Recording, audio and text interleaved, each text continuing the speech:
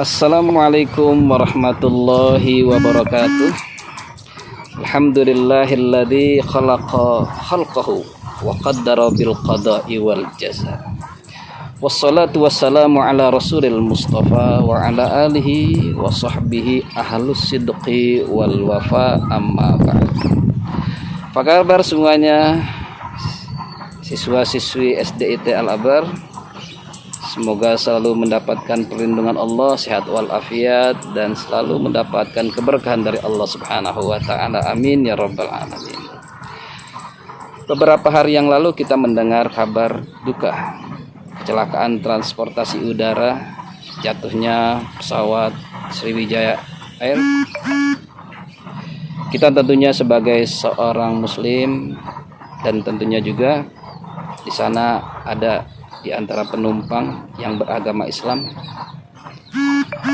al-muslim akhul muslim, satu muslim dengan muslim yang lain adalah bersaudara. Kita doakan mudah-mudahan saudara-saudara kita muslim yang menjadi korban kecelakaan pesawat mudah-mudahan diampuni dosanya oleh Allah dan mendapatkan predikat pahala syahidun fil akhirah.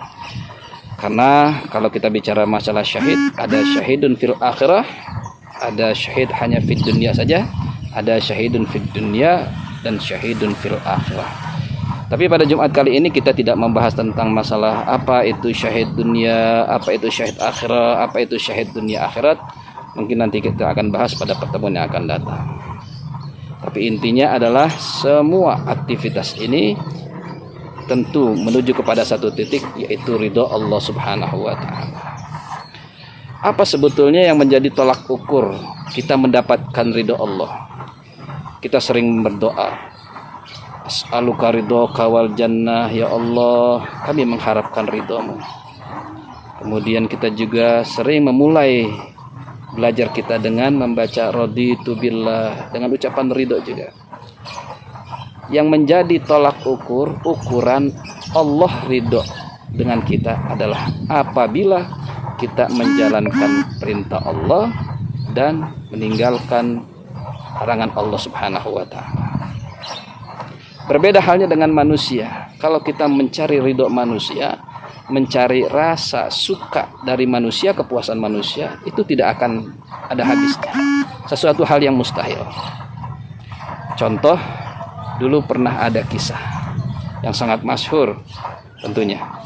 Ada seorang bapak dengan anak, keduanya membeli unta, kemudian anaknya naik. Apa kata orang-orang? Sungguh anak gak tahu akhlak. Kenapa? Anaknya enak-enakan naik unta, bapaknya disuruh nuntun. Ada bicara negatif, ada pandangan yang tidak enak dari orang. Kemudian kata bapaknya, nah, kita diomongin orang. Sekarang gantian, bapaknya yang naik, anaknya yang nuntun. Setelah itu apa kata orang-orang juga?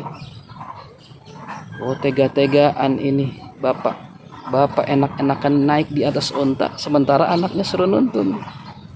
Masih juga dibicarakan negatif juga, masih dipandang negatif juga sama orang-orang. Akhirnya apa?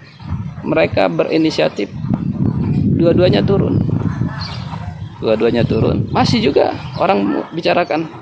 Apa kata orang-orang? Sayang di unta mahal-mahal gak dinaikin.